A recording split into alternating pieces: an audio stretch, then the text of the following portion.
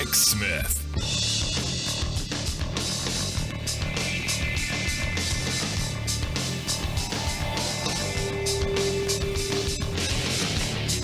And welcome, brothers, sisters, working class heroes. This is the Rick Smith Show. Thanks so much for being here today on the big program. Lots to get to, lots to talk about. The number that caught my attention today, and a big number, 51 million.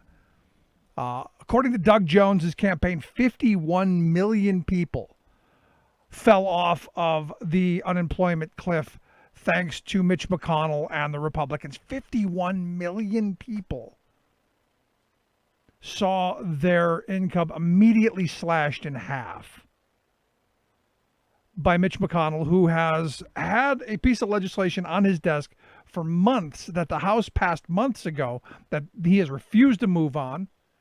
And what they've come forth with, wholly unacceptable. Not going to help us in this moment. And ultimately, by having this, screw it, we're all going home mentality, it still means that these folks are going to have to worry about the next couple of months and going forward on beyond that. We're in really, really weird times when clearly our elected leaders don't seem to care much about what we think or what we want or what we demand. I guess it's just this weird world that we've gotten into thanks to Donald Trump, which is, it's not really about, issues anymore. It's not really about, how we move the country forward.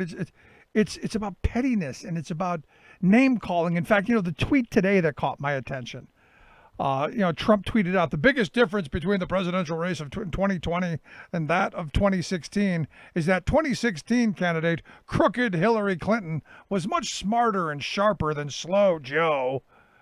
We have even more enthusiasm now. And I'm going, I don't quite know what enthusiasm you're talking about with over 170,000 people dead. And look, I don't even know that I buy those numbers. I think it's considerably higher. I think the number of people who have it considerably higher, because we are across the country slowing down the number of tests that are being given under the guise of we just want to make sure that we get them tested better, that we can get them done faster. We don't want a bunch of people being tested because it's going to bog down the system. Well, here's an idea.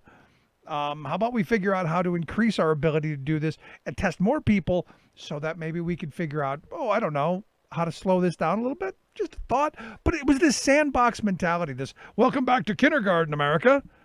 We have a president who, thinks that, he's on the kickball field. You're my daddy will beat your daddy up. You're ugly. You wear funny pants. This is what our politics have come down to. And now look, it's always been, some bit of name calling and some bit of massive amount of mudslinging. But this is ludicrous. Oh, Slow Joe or Sleepy Joe or Phony Kamala or, whatever name he can dream up, like he's sitting on the playground. And if he was sitting on the playground, he'd be by himself. So why is it that, so many of the people who support him are okay with this? He even goes after the beloved Fox News, calls them politically correct and no longer a big deal, which is kind of a big deal when you stop and think about that. That was his delivery mechanism. That was the place where he went. This is safe. It was Donald Trump's safe space. But now that even Fox News is going, hey, wait a second, this is too far. This is the lies, the disinformation. This is too much, even for us. And we're your biggest supporters. Now, trust me, Hannity's never going to get off his knees. That's never going to happen. But the rest of the network, they're going, this ain't good. And also, I got to think that the powers to be are reading the polls, and pretty sure he's going to take a pretty sizable beating. And I think this latest stance, and I'm hoping that this latest position that he's taken of, screw the post office, I'm hoping that this is one of those moments where, we as a country go, no, not screw the post office. No, let's not screw the post office up too much. because we actually like the post office. We actually like the postal service. In fact, there was a poll done, I think it was back in, was it 2018? That showed that people pretty much like the postal service. Like 88% of the people polled had a positive view of our postal service. Why? Because we know them. We see them every day. They bring us stuff. Sometimes bad stuff. The bills do come, but they're in the community. They're there, rain, sleet, or shine. They're the folks who check on people. They're decent folks. They're us. And to have this moment where it's quite, just remarkable in that,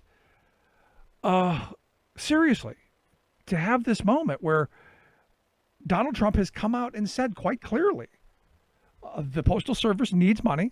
They need funding. We're not going to give it to them because we don't believe in the mail-in ballots. We don't want universal mail-in ballots. So therefore, this is pretty simple. Even between his ears is pretty simple to get to. If we don't give them money, they're going to fail, and the ballot things are going to be bad. We can sue and ultimately maybe prevail. This is the kind of thinking that's going on. Because the Postal Service came out today, here in Pennsylvania anyway, and said, hey, sorry, we're probably not going to meet your deadlines. Things have been so badly hobbled and hampered that we're probably not going to get it done. Maybe you should think of something else. And this is a horrible moment. This is one of those things that, this isn't how you run a lemonade stand, let alone the most powerful country in the history of civilization. Starving an organization like the Postal Service, which would be like the 13th or 14th largest corporation if it were privatized, and it's not. It's this weird quasi public-private kind of thing that they've got going on. But it'd be like the 13th or 14th largest company in this country. And the Forbes on the Fortune 500 companies, they'd be like 13th or 14th. Would we allow one of those to go under just because, hey, we want to? No, there's a $500 billion slush fund that we gave to corporate America. Couldn't we get $25 billion from that to keep 600,000 jobs, to keep our postal service functioning? So maybe we can have something of a legitimate election come November. And for all those people who say, well, the Postal Service, it's an antiquated system. It's going down. And you're right, it's got some problems. But it still delivers more than half of the world's mail. Over 150 billion pieces every year. And you know what? I haven't had much lost. In fact, can't remember anything I've had lost. I've sent things, they've gotten there. It's pretty remarkable when you think about it. Now, the reality is the Postal Service struggling? Sure. There's some structural things. We're cutting down on mail. We're doing a lot more electronically. Absolutely. But instead of quashing it, instead of screwing it up and wanting to privatize and profitize it, how about we open it up and let it do some other things? Like postal banking. Do money orders. Do small loans so we can get rid of those damn payday lending joints.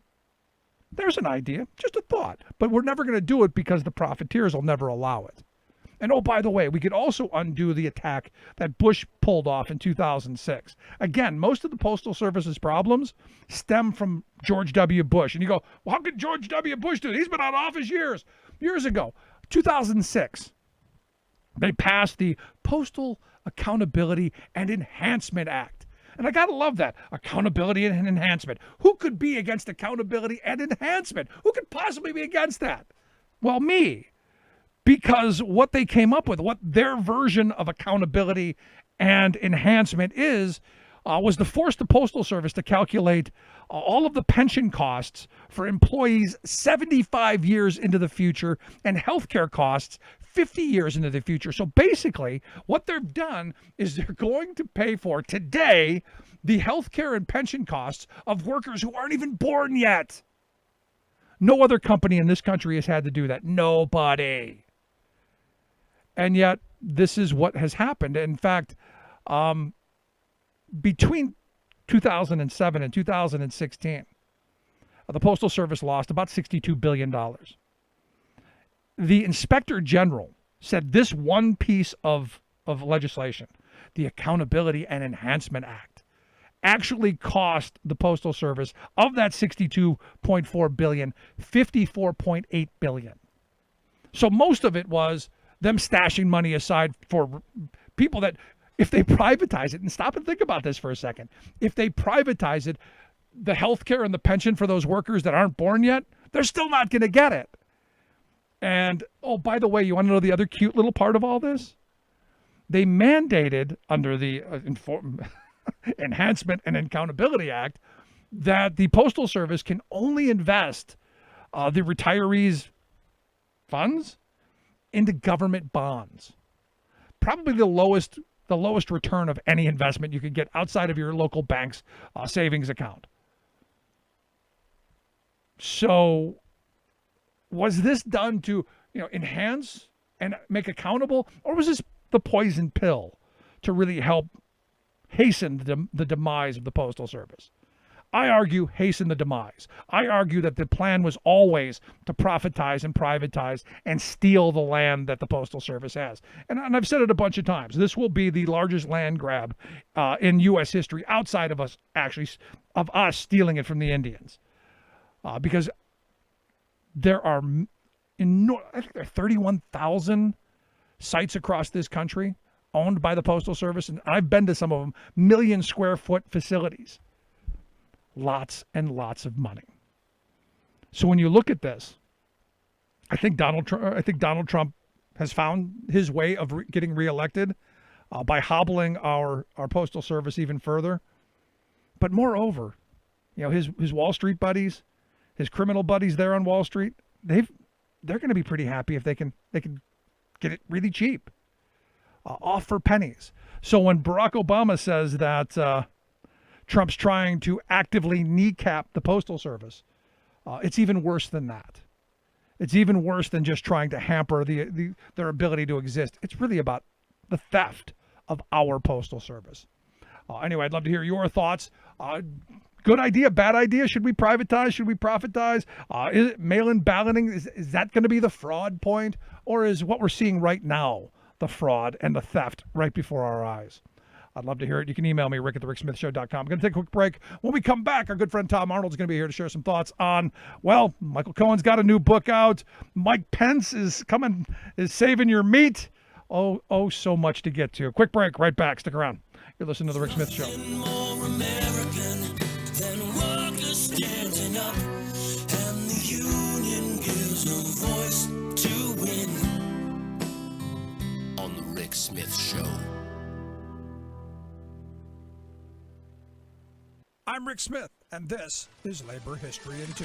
On this day in labor history, the year was 1934. That was the day National Guard troops in Minneapolis raided Teamsters Local 574 headquarters. Over 150 were arrested, including top strike leaders Bill Brown and the Dunn brothers, who were imprisoned in military stockades. Troops also seized union records and files. They then raided the Central Labor Union and forcing out dozens of area labor leaders. The Teamsters had been battling the trucking bosses and the Citizens Alliance throughout the spring and summer in what would be a turning point for industrial organizing. Finally, drivers agreed to a tentative settlement, but the bosses rejected any deal, refusing to negotiate with Reds. Farmer Labor Party Governor Floyd Olson declared martial law the next day. 4,000 troops arrived, issuing unlimited military permits to scab drivers. By month's end, over 7,500 scab trucks were rolling throughout the city. Local 574 challenged the martial law, demanding that peaceful picketing and open-air meetings be reinstated. They also wanted troops withdrawn from the city, and they wanted all truck movement halted for 48 hours. When Olson rejected these demands, a mass rally was called for the 31st to mobilize strike support. 25,000 turned out to the parade grounds cheering strike leader Bill Brown, who declared, quote, "The Farmer Labor Party is the best strike-breaking force our union has ever gone up against." Historian Brian Palmer notes, the loudest and longest applause was reserved for Albert Goldman, who thundered, quote, "If we submit without a struggle, then we deserve the fate of submissive slaves. We dare not submit. We call upon the workers, organized and unorganized, to clench their fists, shout defiance of the bosses, and struggle until victory or death."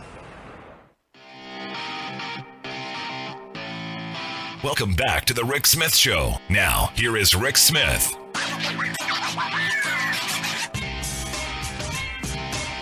So I got to tell you, I'm still stuck on I am really still stuck on the Mike Pence thing. It's brilliant. At the end of it, Mike Pence, I'm sure he didn't mean to make me happy by saying, that, We're not going to let Joe Biden and Kamala Harris cut America's meat. No, we're not. We're not going to let we're not going to let Kamala Harris and Joe Biden cut our meat.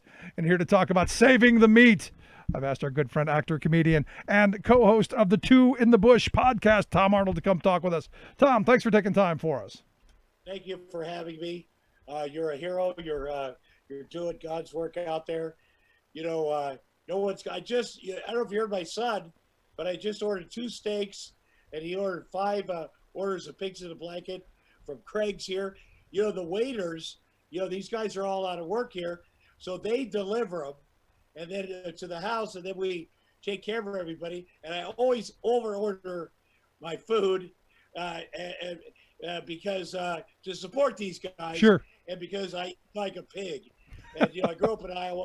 I worked in a meat packing plant for 3 years, and I got to support these guys because Postmates, they take a big chunk of the money, and the restaurants they don't. The people that work in house there don't necessarily get it. I love Postmates, but you got to either drive up to the restaurant and have them run it out to your car, but for the guys men and women that work in there to get it. But anyway, it's great. No, Kamala and Joe Biden are not going to take away your damn meat. Are you sure? And just a rule of thumb, anything that Donald Trump says is a good idea or he's doing it for real Americans is a terrible idea, and it's going to take things away from working class Americans and give them to his giant billionaire friends. It's a lie. The post office thing is bull crap. It's a lie, and he's doing it. Everything he's doing now is to win the election. Jared and Ivanka going to Colorado to meet with Kanye West last week was to get him to run for president to take votes away from Joe Biden. It's horrible. It's illegal. He has mental health issues. His wife, allegedly they're friends, and Kim Kardashian came public and said, "My husband has mental health issues. Please respect that." And Jared Kushner, who's allegedly friends with them, as is allegedly Donald Trump and Ivanka, they flew and met this guy in Colorado, and their lawyers are helping him get on the ballot in all these states to take votes away from Joe Biden. I don't think there's ever been anything, maybe in the old days in Chicago with Mayor Daley and those guys, but this is this is the worst of the worst. So anything Trump says from here on, it's a lie, and it's so he wins the damn election. And his family is the same, and Jared Kushner is a criminal. And I just saw where my friend Eric Swalwell says that he's excited because after the election, he wants to form a presidential crime commission and get a bunch of great prosecutors together to lock these guys up. But for now, we got to vote. Absolutely. And the thing at the post office is to stop some voting. But you know what? We're going to fight this, and then we're going to put masks on like we do. We go to the grocery or wherever, and then we're going to go vote. And they're going to try to stop us from voting. And we're going to do our best with this post office stuff and this early voting stuff. But then if we have to light up down there, like we're going to war, we're going to light up down there. And the Russians are going to stop. They're going to do their shenanigans. Trump's going to cheat. And then we're going to have twice as many people vote. And we're going to do whatever it takes to get him out of office, because that's the American way. We're going to get him out of office, and then we're going to get his enablers, and Mike Pence, and Mike, the Secretary of State, whatever that guy is. All these guys, we have a list. All of them have to go, and the people that go on TV, Chris Christie, that knows better, and he goes on whatever channel he goes on, and that channel, even though it's a liberal channel, to have those guys on that are complicit, and they know what's going on, and they know it hurts America but they go on the talk show. Then the talk show, MSNBC or whatever, they have these guys on that know better because they're talking heads. That's bullshit. Right now, because the country, people are dying. So we don't need to have both sides. There's one side. And otherwise, they're like, well, we're going to give Trump's POV. Bullshit. It's a lie. And people are dying. And, well, anyway, you know that. No. I mean, here's the thing, and as you're reeling through this sounds like a bad Jack Abramoff 1980s Russian conspiracy movie of bringing down the country. But the sad reality is, the star right now is the guy who's sitting in our Oval Office. Yeah, well, it's worse than that because it's never been like this. You've never had somebody, everyone around it. First of all, they're do this much lying. We don't realize how bad it is. That it's so different than anything else. And it's 3.5 years. It's shocking how different it is, and we don't even know, Rick. When he gets out of office, you'll find out. Will we? Let me stop you there because I just had this conversation. In fact, we're going to talk about it a little later in the show. This idea that every president has forgiven the sins of the past one. I mean, you had Gerald Ford who pardoned Nixon. You had Clinton who basically forgot everything that Reagan and Bush did. Oh, that's in the past. And you had Obama who allowed all those Wall Street criminals to walk where they should have been perp walked right into court and held accountable. What makes us think Joe Biden's and a Biden administration would do any different to hold these criminals accountable? Well, it's not Joe Biden. It's the scum that's around Trump. You have to understand there's people that get in office. They say, well, first of all, there hasn't been this many low-level criminals involved with the government. And number two, it's those guys. They will turn on each other. It'll be much easier. Joe Biden will get in office and Kamala, first of all, she's a prosecutor. And so, but they'll get in office and they'll say, what is the best thing for America? That's what always happens. Gerald Ford had happened. All these other guys. Obama said, we got the economy. I got to rebuild this. Do I have time to do all this? And, the way it's set up. But with Trump, they're all snakes. So they're going to get out there and start turning on each other and force the hand. And Ivanka is going to turn on her dad. And you don't think Jared Kushner's not going to turn on his father-in-law? That is his own dad. They're going to turn on each other. They're all going to write books. They're all going to go forward and go because they want to save their own asses. Yeah. Nobody has any class. Dick Cheney's not going to go, it's W's fault. And they're not going to, Rumsfeld, those guys didn't turn on each other because they're evil. But those guys are like, I'm going to take this shit to the grave. These Trump people are so low level. And they're like, well, I want to get another job.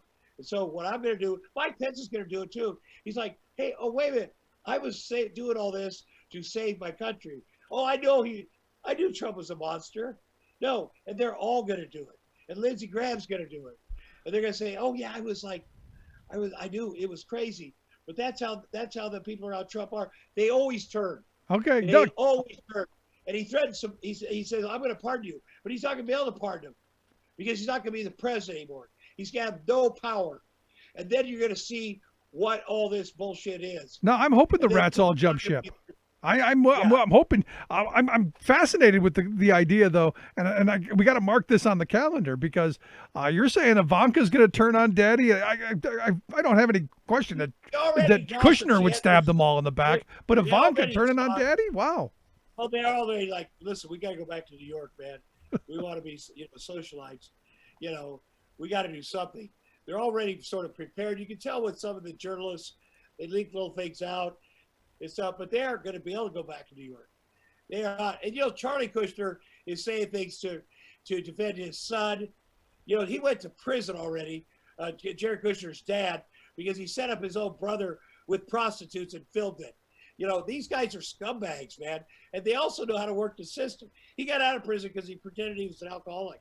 His son, Jared Kushner, flew down every weekend to that white-collar prison in New Orleans, in Louisiana. He still calls his dad Daddy. That guy has skin about that thin. He's going to give up everybody. And he has brothers and sisters. They're already planning like this shit's getting real. and they want to keep some of their money. Some of it. These guys are not gonna. It's bullshit. So they're gonna. Yeah. So do you think we're going to have a commission of that's going to look into this and do the perp walks I want to see? Oh my God, are you kidding me? Yes. Okay. He 100%. My thing is get Joe Biden and Kamala Harris elected. Step one. Job, yep. Cut the head off the snake. Don't worry about anything else. Get Trump out of there. That's number one. And then the cards will fall. Get him elected. Vote, vote, vote, vote, vote. Everybody vote. Deal with each of these things as it goes. Well, yeah, he is the post office. You were like being analytical. You're like, well, the post office has some issues, whatever. Bullshit.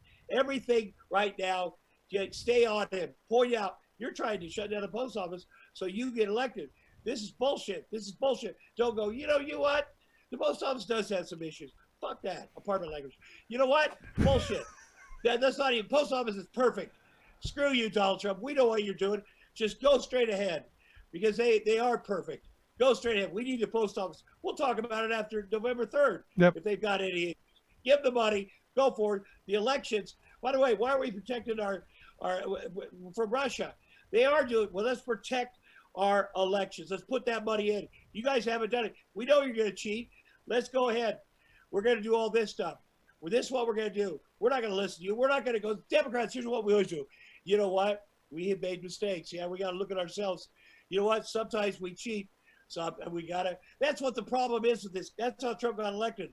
Because we're like, oh yeah, he has all these sexual, legitimate, credible cases of women coming forward saying, he sexually harassed me. He sexually assaulted me. And they're like, wait a minute. Well, when I was in high school, I did put my penis in a hot dog bun.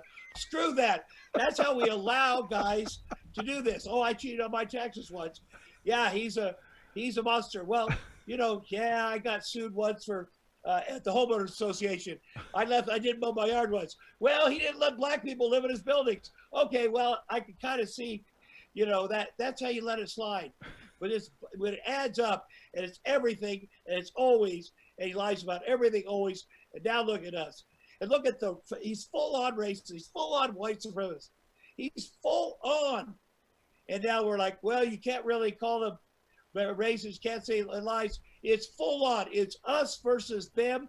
He doesn't like unions. He doesn't like Israel.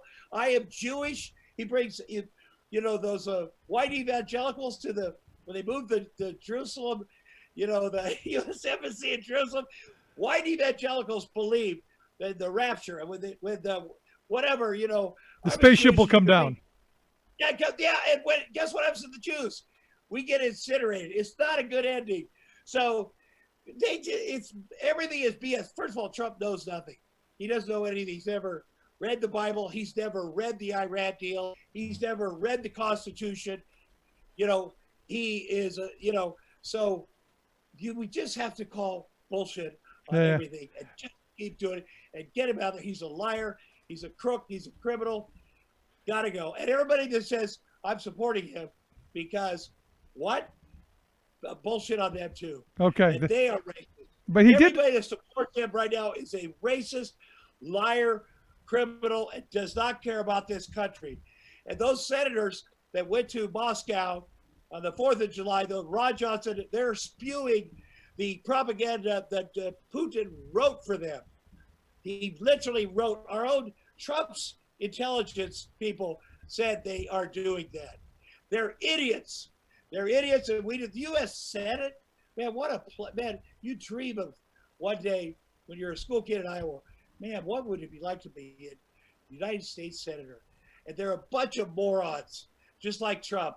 So anyway, that's it, Rick. There you go. So I know Donald Trump did hold the Bible once upside down, but he did hold the Bible once. Yeah. In his defense. I know enough about, I know enough about that. One of the Bibles, a Jewish, Bible 1.0 is right on. I know enough about it, but Michael Cohen. This is where I was going to go next, and thank you for the really smooth segue into that. Your buddy Michael Cohen, who you got kind of on and off kind of thing going. New Oh, book. They're going to let him put it out, and good for him. He used his time in jail wisely, and now we find out that Donald Trump may have been someone who enjoyed a golden shower occasionally. Well, that was a little surprising. Let me say something about my other friend, Jerry Falwell Jr. And you can Google this. A year and a half ago, Michael Cohen helped me with this because I kept saying, why would Jerry Falwell Jr., an alleged Christian born again with that university liberty, suddenly start supporting Donald Trump at the Iowa caucuses in January of 2016? He was supporting Ted Cruz, who by all accounts, Ted Cruz's father was an evangelical preacher, like a legitimate preacher who may or may not have assassinated JFK, according to Donald Trump, but he was the real deal. And he had a very nice family, Ted Cruz. And he probably had never raw dog prostitutes like Donald Trump and while his wife was pregnant. So he was legitimate. And Jerry Falwell was supporting him. And then suddenly he changed his support to support Donald Trump, who he said was the closest person to Jesus on the Republican ticket. And I was like, why did that happen? And then Michael Cohen told me on a recording that I recorded with or without his knowledge, whichever's the legal one, and you can hear that recording, if you go on the internet. He said, well, Michael Cohen had helped fix a situation with Jerry Falwell and a pool boy and some naked pictures, which, you do that with your buddies. And he saved one picture. And I said, oh, I got to see that. I got to see that picture. And he done that a lot of things with Trump affiliates. And he had that picture. And Jerry Falwell knew he still had that picture. And, this opened up a can of worms. I said, well, I got to see the picture with the pool boy, Giancarlo Grande, met Trump at the Liberty University. And you can see that in the New York Times, the moment they met. And with Jerry Falwell. Anyway, it's a beautiful story. But that was the moment that Jerry Falwell Jr. went, oh, you know what? As a matter of fact, I'm going to support Donald Trump. And that's just good. That's good. That's Michael Cohen really working it and being a good lawyer. Being a good fixer. No, that's not being a good lawyer. So this week, another picture came out of Jerry Falwell. And there's a show called The Trailer Park Boys, which is a great TV show. And I've been on it. I've done episodes of it, and it's a great TV show. I'm very close to the actors. Bubbles, Mike Smith is a good friend of mine. If you know the show and you love it, then you're cool. And Jerry Falwell Jr. on his yacht at a Trailer Park Boys party, and they were dressed up as characters, and someone took a picture and put it on their Instagram account of him as one of the characters. He had a zipper down just a little bit. It was not, and the lady was pregnant, and it wasn't a bad picture. He explained it right away. Like she was pregnant, she had her zipper down a little bit. I was a little fat. It could have been fine with the board, except for that bunch of other pictures with the pool boy, and then his wife was hooking up this other pool boy. The body of work that I had produced, I felt made it so much. Plus, he called the FBI on me and other people. You can't call law enforcement on people. Anyway, he got removed from his university this week. Yeah, he's gone. So then Michael Cohen, when he's in prison, Glad we got there. We spoke a lot. We had cell phones. He probably had a cell phone. I guess he did too. And I gotta guess you were part of the smuggling of that. I didn't know you could do that, but I guess it has to be legal if we did it. We had several because they kept taking his away, and I helped him with material and research, but. He has a book, and they tried to make it so he couldn't write the book, and he held his ground, and he'd already written it, and they put him in the hole again out of prison, and he fought it, and it's a very good book. And I said, if you're going to write a book, you got to put it out there, because if you're Trump's lawyer for 10 years, you know everything. You know about the kids, and when he testified in front of Congress, he was great. Better than anybody that ever used to work for Trump. But I felt like he still held some stuff close to his vest. And before November 3rd, we need it all. You can't hold anything back. You're either with us or you're with them. You're either a good guy or you're a bad guy. And he had sacrificed a lot, but we need it all. Right. Everybody needs to keep throwing it. There's no one thing but we need it all. Trump certainly trying to Bill Barr, and there's a lot of, the forward is excellent. I'm sure he had a ghostwriter, but no, he did a great job. And then the golden shower thing is, I know what that is. And man, he's, he was always like, Tommy, why do you, you're getting me all this trouble. You're tweeting at Trump, and I get thrown back in the hole. And I kept saying, well, why do I have so much power as a citizen? And why is the president reading my tweets? I said, that you're lucky, because he was coming out, and I tweeted something about his book. He was getting out, and then Trump saw it, and it had Bill Barr call them and put him back in the hole. I said, that's going to make your book better. Yep. That's making you look like more of a badass. So, and then I called the congressman we work with and said, hey, get those Department of Justice, the paperwork for his book. Anyway, so we'll see. I mean, he's going for it. And, there surely are some really, he's got 100 tapes of Trump. He played one. Surely there's going to be some things in there that's going to at least post-presidency take, we just got to get him unelected. But right now the kids are, no matter what, the kids could be called into court now. And that's the thing. You got to get these kids arrested. And since he was in New York State jail, New York State, the attorney general there was able to come up and visit him and do all this tax stuff, state taxes, because, you can't pardon the kids in New York State. He can only pardon federal crimes, right, including Donald Trump. Correct. Mike Pence cannot pardon, if Donald Trump resigned tomorrow and Mike Pence became president, then he could not pardon Donald Trump. If on November 2nd, Donald Trump said, oh, it's going to be a massive landslide, I resign, Mike Pence is president, pardon me, he couldn't pardon him from state crime. So there's all kinds of scenarios. I still think there's a chance Donald Trump resigns before November 3rd. So all right, we'll make sure we keep an eye on the. I've said from the beginning I don't see any scenario where he resigns, but I guess we can stick to that. Lastly, I understand you have a problem with Van Jones. Well, first of all, Van Jones, I saw him out there giving his opinion of Kamala and Joe Biden. He's like, yeah, I really give my thumbs up. It's bullshit. Van Jones is friends with the Kushners, and Ivanka and the Kushners. He talks to them. And he's like, well, we got prison reform done. Sometimes you have to be halfway. That's a specious argument. The prison reform they got done was, this small thing that Barack Obama tried to get done for years, but because the Republicans are a-holes, they would not allow him to get it done. And I don't trust him. I don't trust him. If he came on tonight and said Kushner and Ivanka were in Colorado trying to get a mentally ill Kanye to run against, to take votes away from Joe Biden, I am outraged. That is a crime, number one, a campaign. And I want to get him on the phone right now, live on the air, and ask him what the hell is going on. They're my friends. It's disgusting. Donald Trump is a racist. He's never done that. He's like, I am friends. I am hip with these guys. And so you cannot be that, because then you go on, you're like, oh yeah, I'm cool with these guys, because Jared Kushner is not cool with him because he is black and his dad is a racist, and he will do anything to get Donald Trump, his father-in-law, elected, including using Van Jones. That's what he is doing. He is a monster, and Van Jones is a patsy. They use him.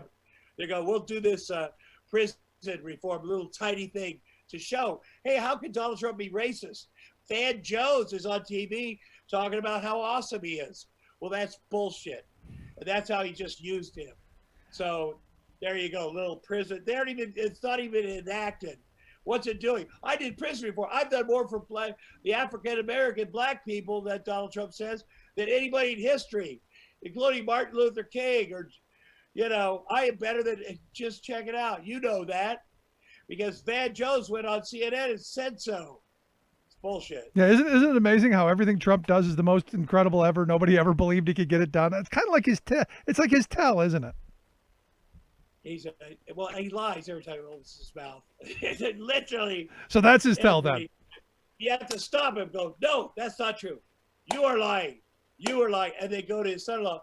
He's lying, and you're enabling him, and that's what you're doing, and you're doing, and now you're doing. And it used to be, well, politics is a tough game. People did shit. They did. To support their candidate. Well, it's political. This isn't political. Everything is at stake for our country. And if you're ignoring it because it's too much, because people can't take it, they turn on TV, this guy's too much. Well, that's one thing. But I'm going to tell you right now, it's not like any other time. It's not political. This is a crisis. Because if this goes, and it affects my children, because the truth is important. And people are dying from COVID. He said science is out. He's got his cult of believers. It's insane. It's going to get worse if we don't fix it. I'm right there with you. He doesn't care about workers. He'll put people in meatpacking plants and go, America needs this meat. There's like the owners of these factories like they care. Well, forget OSHA. We don't need that anymore. Guys, get in there. Mostly immigrants. Get in there. We don't care. Work side by side. Get your arms cut off and COVID. But we'll test you later. The fact that we don't have universal testing, instant testing in this country, is embarrassing. It's embarrassing that we haven't set this up. He's like, oh no, the states. I don't know what they're doing. The lack of leadership, which is, it's embarrassing. America has gone right down the crapper because of Donald Trump. He's never taken responsibility for anything. Casinos, he's like, oh, I got to get out. You need a damn leader. You need a leader when you have a union, and you need a leader, anything. In a business, the best case scenario is when the business has a leader and the union has a leader. That's the only way you solve anything. And I know that from the damn Hormel meatpacking strike that went on for years. They have to both be good. Absolutely. It's like a divorce. If she has a crappy lawyer and you have a great lawyer, then you're probably going to end up paying a lot of money because that guy's an idiot. But if both lawyers are good, they make their money, and then they're like, it's time to settle because Tom is broke. Okay. But if one of them's an idiot, it's a shit storm, Rick. There you go. It sounds like you speak from personal experience, Tom. I do. Love you, man. I appreciate the time. Folks want to check out more of your ranting. The Two in the Bush podcast, fantastic stuff. Funny show. It's funny. I do it with Sasha Boggs, who's my live-in assistant. She's 30. She's very funny comedian. She's great with my kids. We live together because of COVID. She's hilarious, and I do rant once in a while, but she's hilarious. And that's about our life together, quarantined. And she's hilarious. We talk about everything, Rick. I had to straighten her out about Willie Nelson, her and my kids. My kids are 7 and 4, and they told me I was singing on the road again on the way back from Big Bear yesterday, and they told me to shut up. And I gave them the whole thing about how great he is as an artist, but also, what he does for society. And she put it up on the internet, and I read, I had to straighten her out. She doesn't know the history of this man.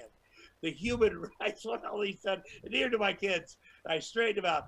I love you, Rick. Keep doing what you're doing. Good stuff. Appreciate it, Tom. Thanks so much. As always, good stuff. Again, the podcast, Two in the Bush. Make sure you check that out with Tom Arnold and his assistants. Always fun talking with Tom. Always a joyride. Anyway, if you missed any of the program so far, thericksmithshow.com. That's where you go to get the podcast. Quick break right back after this. Stick around. You're listening to The Rick Smith Show. We're working people. Come to talk. Remembering that united we bargain, divided we beg. Rick Smith.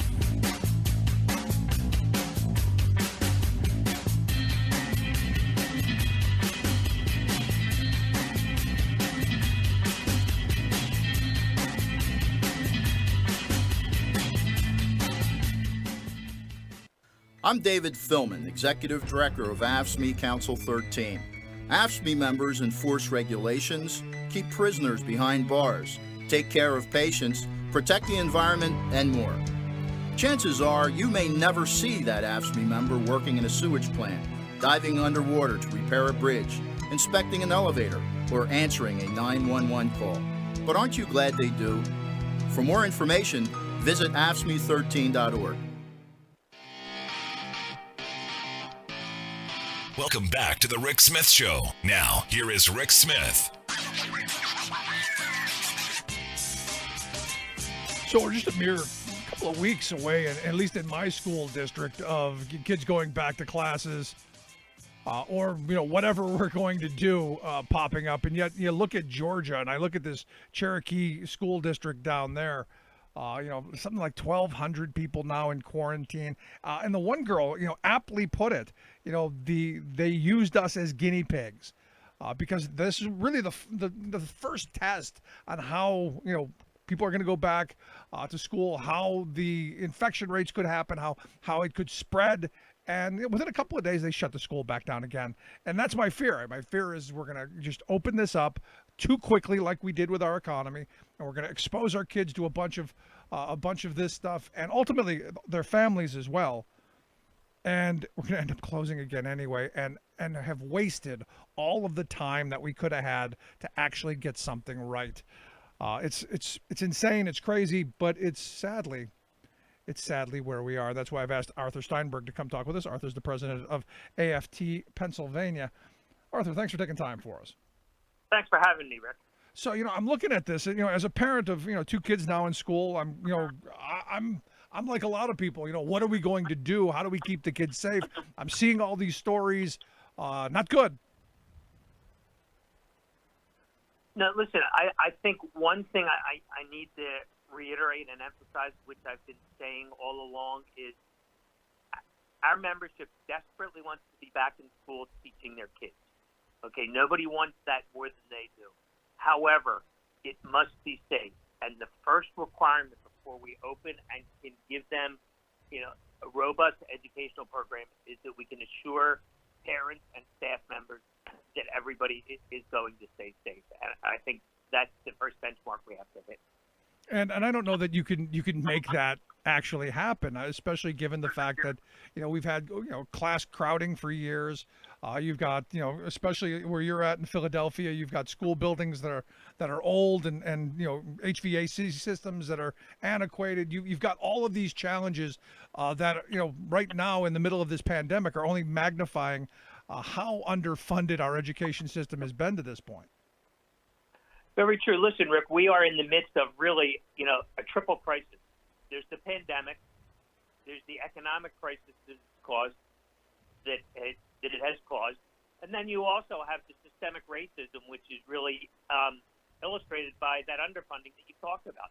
So putting all those together, you have a very, very untenable situation. Yeah, and also, you think about, all the stories that we've heard and we've talked about on this show over the years, of teachers, basically all of the responsibility falling on the backs of teachers. In fact, I spoke with a New York City teacher yesterday who said, look, where they're talking about reopening the schools there, teachers are going to have to buy their own PPE. They get maybe one pack, but, it's going to roll onto the back of the teachers. And again, this is another one of those moments where we've really just kind of, screwed this whole thing up. That's why, in our plan, which was pretty detailed, we insist that the school districts provide, among other things, the PPE. And I think it's important for me to let the public know, because of these shortcomings that you just cited in our building, in particular, the ventilation system, the lack of movement of fresh air, the PPE is the last line of defense. And that, the masking and the physical distancing are the greatest way towards providing a safe environment. Without that PPE, you're going to have lots of people getting sick, community spread, and someone's going to die. Yeah, but again, you go back to this, and all of us want to get back to some bit of normal. All of us want to get back to life as it used to be. And we've got really at the top a president who's saying things are great. In fact, as I pointed out yesterday, we're at 170, nearly 170,000 people having died from this, and he's saying the numbers are great. You know, nobody thought we could do what we've done, and maybe he's right. I never thought that we could kill 170,000 people and think that's great. Listen, I think, you mentioned the president, his policies, lack of leadership, and the rhetoric coming out of the mouth of the Secretary of Education have just contributed to the crisis and helped to confuse the public. These buildings now, you must really convince people that they're safe before anybody is going to be comfortable walking in the door. Yeah. But here's the thing. Here's the other part of this, and this is the response I get back from a lot of parents who are going, look, I need to send my kids to school. You know, my husband works, I work. We need somewhere for the kids to be. We can't just leave them at home to their own devices. You know, we've got a society right now where, sadly, both parents are forced to work, sometimes 2 jobs, sometimes 3. And the schools, like it or not, have become that place where kids go. Granted, your learning and education is important, but, it serves as a function of childcare. Yes, yeah, but we need to recognize that just because they need somewhere to send them, you don't want to send them to somewhere that's unsafe. You wouldn't send them into a building where everybody had tuberculosis. No, you're right. Just to say that you need childcare, you need all the more reason the government, and in particular the federal government, has to develop a coherent policy and provide the resources so that schools can function and we can open the economy back up. No, that's where the answer for me is. Look, at the end of this, it comes down to we've not had a very good policy at the very top. I think Governor Wolf has done a reasonably good job. Being right next to New York, we didn't have the massive spikes that I was expecting. We had our problems, but we didn't have the massive spikes that I was expecting. And yet, the governor has just taken, beating after beating. And I'm curious your thoughts, your assessment of how he's done. Unfairly so. And with the guidance he put out this week, it's really kind of gratifying to see that he is giving more direction, being a little more prescriptive with it, and really saying that these certain benchmarks must be met before you can open school buildings. Listen, I am grateful at this point that I do not live in Florida or Georgia. The way they're opening the schools irresponsibly. The Governor Wolf's leadership and Secretary Rivera's has really been helpful and allowed us to convince districts to implement a lot of these safety protocols before they open buildings. Now, recently, AFT's president Randy Weingarten, was quoted saying that all options are on the table, and a lot of people, said safety strikes are a possibility. Is that something that you think is possible?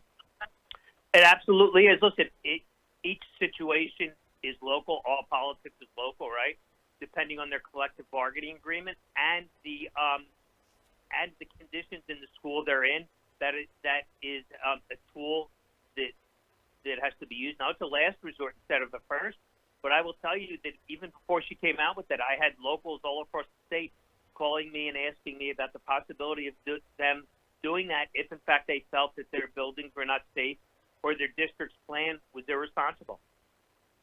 Well, look, at the end of it, sadly, again, the old saying, what rolls downhill, and sadly, again, the safety of our children is on the backs of teachers.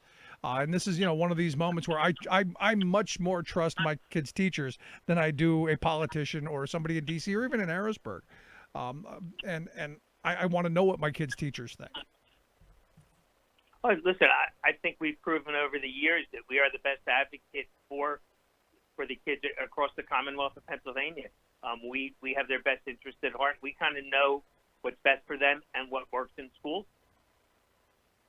So let me ask you this line. Let's say you've got kids that are school age, and because it all comes back to what you personally believe. What would you do? I mean, what's the advice that you'd give yourself if you were talking to you with young children, given the situation that we're in? Well, first of all, I would assess the community spread where I live. I would go into the district and ask specific questions depending on their plan. I would ask for hard and fast data on their ventilation, the movement of fresh air. If, in fact, they intend to enforce the 6 feet of physical distancing, not where feasible, if they are minimizing sharing of equipment, if they are reducing the amount of traffic, maintaining adequate spacing on buildings. Do they have an isolation room set up when kids or staff members display symptoms? And really what their processes are to ensure that they are taking all the steps they can to minimize the risk of catching this virus. Yeah. Because we cannot falsely tell people that we're going to eliminate the risk, but we have a moral obligation and a responsibility to minimize it as much as possible. Yeah, I'm in this world of, the reality is if you've ever had a kid in a classroom or somebody brought lice into the classroom, and how quickly that spreads, now magnify that by an airborne pathogen, and head lice is just a mild nuisance. This could potentially be fatal. Absolutely, and the spread, and really we have an inordinate number of kids that live in multi-generational families. So, the research now is showing that kids, even though they may not get very sick, and they're getting sicker now as more kids get exposed to it, can take it home and transmit it. And, one of the misnomers is that, well, the kids didn't get sick in the fall. That's because we kept them home. As you mentioned at these schools in Georgia, now that they're being exposed to it, more and more of them are becoming sick. Yeah, excellent point. So last question I've got, because the option that we're given as parents, and I've heard this from a lot of listeners who are going, I don't really want to send them back to school, but what they did last year wasn't anything that was really helpful.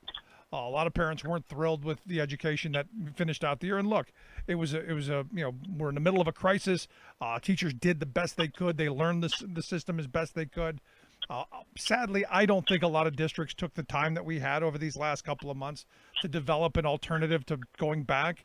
So I'm curious, if you're not sending kids back to the classroom, what advice are you giving? Because a lot of people are saying, no, you need to go to these cyber charters. They're great. Only to know that none of them have made AYP, and that they're, in my view, fairly terrible. Because the cyber charter's performance has been dismal, and they have not done anything in the meantime to improve their ability to deliver an education.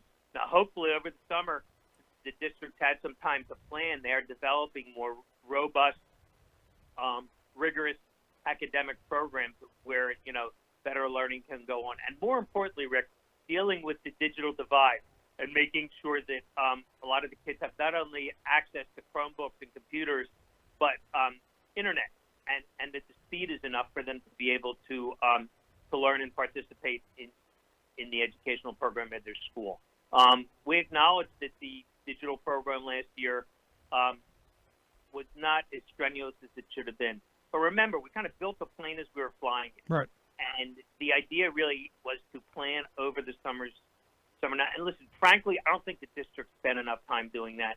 But I know in the areas where they're engaging with our locals and our members, we are working, assiduously to help them develop that and cooperating with them so the kids can learn. So last question, would you send your kids back to the classroom, or yes or no? Depending where I am and where I'm located and meeting those criteria that I set for you before, it would have to really be a personal decision folks would make. I can tell you in Philadelphia where I am, I would not. In a lot of the districts across the state, like up in Scranton, I would not. They would have to assure me building by building that it was safe, and the transportation through the community, there's no risk of catching it. So to me, really, the environment is too volatile right now. But listen, they are personal decisions. There may be districts in places where they can spread out enough, where the transmission is low, and they're taking the proper protective measures that they can open schools. But that really, we have 501 school districts in the state of Pennsylvania, and that's why you can't make a blanket statement. No, I hear you. Arthur, I appreciate the time and the information. Always great talking with you. Hey, Rick, thanks for having me anytime. Anytime. Our good friend Arthur Steinberg, president of AFT Pennsylvania.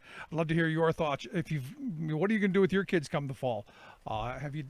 And is it helpful to hear Arthur lay out the ideas? You can email me, rick@thericksmithshow.com. Quick break. Right back. Stick around. You're listening to The Rick Smith Show. We're working people. Come to talk. Remembering that United Welcome we back bargain. to the Rick Smith Show. Divided we Now, beg. here's Rick Smith. We're not going to let Joe Biden and Kamala Harris cut America's meat. Welcome back to the Rick Smith Show. Now, here is Rick Smith. So, you go back to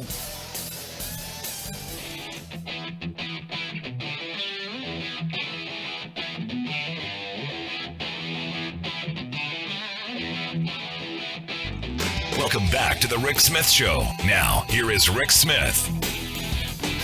So the gut nuts filling up my email box today. I woke up today to like 10 different emails from groups saying, Kamala Harris is coming for your guns. Send us $5. We've got matching money. Please send us money. And I look at this and I'm going, I know Kamala Harris is now going to be the most liberal, the most insane. She's now a gun grabber, evidently. Every one of those, she's a lefty. She drinks lattes and drives a Volvo. You just see. Just kind of crazy. So, you go back to... It's one of those moments where you go back to 2009 and, I remember, during the 2008 election going, all of the Wall Street criminals who collapsed our economy, who made massive profit off of bringing the country nearly to its knees, I wanted to see them all perp walked. I wanted to see trial after trial of watching these rich guys who gamed the system for their own profit. I wanted to see them locked up. I wanted to see the trials. I wanted to see the whole 9 yards. And sadly, we didn't get any of it. And I'll tell you, that really, really very frustrating to me on so many levels. That, I'm hoping at this moment that if Joe Biden is elected, that we move forward on holding somebody accountable. I'm here to share some thoughts on how maybe that could happen, and hopefully it does. I've asked Sam Berger to come talk with us. Sam is the Vice President of Democracy and Government Reform at the Center for American Progress. Sam, thanks for taking time for us. Well, thanks so much for having me on. I think a lot of people, who especially a lot of folks on the left who have been watching, the kleptocracy right before our very eyes. You got somebody at the Postal Service who's in charge, making tons of money off of other contracts. It just seems like at every turn, we've now turned our government into a money-making operation for a handful of Donald Trump's friends and his relatives. And I think people don't want that, and I think people want accountability at the end of it. Yeah, I mean, there's sort of two things that have been constant in the Trump administration. One is corruption,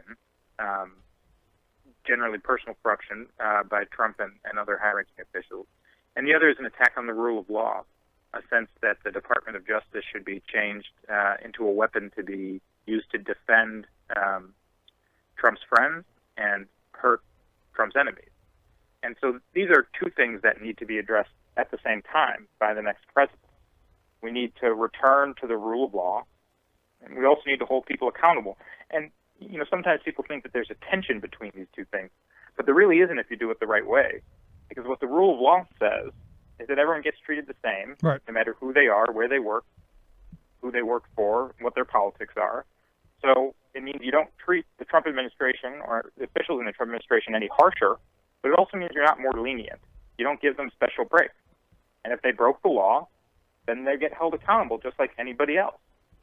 Which is why Lady Liberty is supposed to be the woman with the scales, supposed to be blindfolded.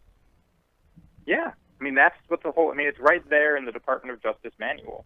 You're not supposed to let politics interfere, and so that's why the plan that I propose, it's really 3 steps. Step 1, you have to have the new Attorney General do a top-to-bottom review of the Department of Justice to identify politicization. Because we know it's happened. We've seen it with Michael Flynn. We've seen it with Roger Stone. We've seen it in a number of cases. But there's no reason to think we know all of it, right? This has just popped up because of the Mueller report or because of investigations around impeachment or other specific whistleblowers coming forward. But given the breadth of what we already know, we have no choice but to assume it goes far deeper and is far broader than what we understand. So step one is identifying it. Right. Step two is letting career officials do their job. So this isn't something that, say, the Biden administration should be involved in. The Biden White House shouldn't have any idea what's happening. They should say, you go look at the facts, you figure out what to do, and, we'll find out when everybody else does, right? And so you let career officials do their job, and if Trump administration officials have broken the law, then they're held to account. If they haven't, then they're not. And then the third step, I think is critical, is that we have to make sure the agencies are also doing an anti-corruption review, because this is way bigger than the White House. There's a culture of corruption that has seeped in to the entirety of the federal government. So each agency needs to do a top-to-bottom review and identify instances of corruption. And where laws have been broken, refer to the Department of Justice. Where they haven't, where agency rules and regulations have been broken, refer to the Inspector General, which is an internal watchdog, take administrative action, corrective action as appropriate, and provide information to Congress and the American people so we can know what happened. It sounds like a good plan. The question is, will it happen? I mean, your first part of it is, doing, finding out what we know. I had someone recently tell me, think about what we do know, and then imagine all of the stuff we don't. And at every turn, every one of these executive orders that he's put forth, you have to wonder, this methane thing. You got to wonder who's filling his pockets on this. Every one of these things that we see, I see a price tag attached to, and that's not how our government is supposed to work. No, it's not. And the thing that we've seen time and time again is that the absence of accountability is treated as permission to do even worse. That's why it's so critical that the next administration be clear that the rule of law exists right now. The laws apply right now. Even if Bill Barr's Department of Justice doesn't want to enforce them, they exist right now. And if you break them right now, you'll be held responsible. Just like if you break them in the next administration or the administration after or the administration after. That's what the rule of law means. Right. And so if we're going to restore it, then we have no choice but to look for where laws were broken and hold people accountable. And I think that basic principle, I hope, will carry the day with the next administration, that they'll say, yeah, we have to do this. Now, they shouldn't be, the next White House shouldn't be involved in any way. And in fact, you've seen, Joe Biden say, look, I'm not going to tell anyone to prosecute, but I'm also not going to stand in the way of people need to be prosecuted. And I think that's the right approach to take. You have to let career officials do their job without any political interference. That also means not interfering to tell them, don't look into the past administration. Don't look at this person because they were politically well-connected. Right, but here's the thing, Sam, and this has been, the problem in this country for a very long time. This isn't just new now. Every administration has, let the last one slide. I think of, all the stuff that got us into the wars in Iraq. I think of all of the stuff that, happened with Wall Street. You go back to, the Reagan era.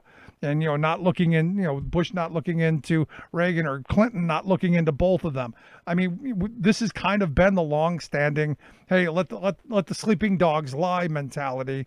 That seems to be, how things have been. How do you do this in a way, though, that isn't going to seem punitive and political? Because we haven't done this, how does the Biden administration allow that to happen? Because ultimately, he's going to appoint the attorney general, whoever that may be, and regardless of if they're independent or not, you're still going to see this. Well, he's Biden's guy, or woman. Sure. Well, one thing I'll say is, I think that you're right, and particularly in recent times, there's been a real concern about actually looking into the past administration, and to a certain extent, rightly so. I will say, take, the Nixon example. Everyone points to Nixon getting pardoned by Ford. And, of course, first he had to resign in disgrace. But, a whole bunch of people in Nixon's administration were tried and convicted after that pardon. Close to 50 people went through our justice system during that. So it wasn't that, no one was held responsible. But, I think that you make a good point. And I think it's a real concern. There are good faith arguments for why this is so challenging. But we're not in a situation where we're saying, well, what if we create the precedent of politicizing DOJ? DOJ has already been politicized. The precedent that we're creating is, what do we do about it? Right. What do we do when someone abuses authority in this way? And if the answer is nothing, then guess what? The next illiberal politician the next illiberal party, they're going to do the same thing, and maybe even worse, because we've already seen, in the absence of accountability, people take it as permission to do more, to do worse, to go further. And that's why it's critical. And also I'll say, it's critical for people to make that case now. Why? No, I'm right there with you, Sam. I mean, because I've been saying for a while though, my fear is that we end up in this political world of the swinging pendulum, because I just had this conversation with somebody yesterday who was saying, Trump signed all these executive orders, and I go, well, you remember Obama did it too, and I was against it when Obama was doing it, and Bush did it too, and Clinton did it. There were these executive orders that continue to go forward, and we didn't put up enough of a stink then. And look, Joe Biden's going to do a bunch of executive orders as well. The same thing can happen with the Justice Department. You have these wild swings in ideological movement, and the rule of law, precedents, standard, whatever, gets lost, and we end up in this world of wild swings politically, dictating our policy, our laws. It's not a good place to be in. So I agree that having a Department of Justice that's politicized is terrible. That's the problem that we're dealing with, right now. But the solution can't be to do nothing, right? I think the solution is to try and depoliticize the Department of Justice. And you're certainly right that people are going to say, that's Biden's guy in there, or gal, depending on who he appoints, and that this is by its very nature political. But they said that when it was Trump's DOJ that was investigating people. I don't think that we can let the bottomless bad faith that we've seen from the Trump administration and its supporters dictate how we try and restore the rule of law. Yeah. And so ultimately, we have to go back to first principles. The rule of law means that the law applies the same to everyone, regardless of political position. And that means you don't treat Trump administration officials or former Trump administration officials any worse, but you don't treat them any better. Treat them the same as everybody else. If they broke the law, they have to be held to account. Yeah, ultimately, this, for me, and I said, back in 2008 and 9, I wanted to see all those Wall Street criminals. I wanted to see them arrested, indicted, perp walked, tried, and convicted and jailed. And I wanted it to be done in a very public way so that it was a deterrent to others. This is one of those moments where I think this stuff has to be done in the open air. I think it has to be under the sunshine where everyone can see it, so that you can make those assessments individually of if it is political, or if, look, these people really did make a boatload of money off of our government. It really was a money-making enterprise. As I said back on Inauguration Day, that this was going to be the most kleptocratic administration in history. And you don't need a crystal ball. You don't need to be clairvoyant. You don't need to be halfway bright to figure that out. It's who Donald Trump was, and it's who he surrounds himself with.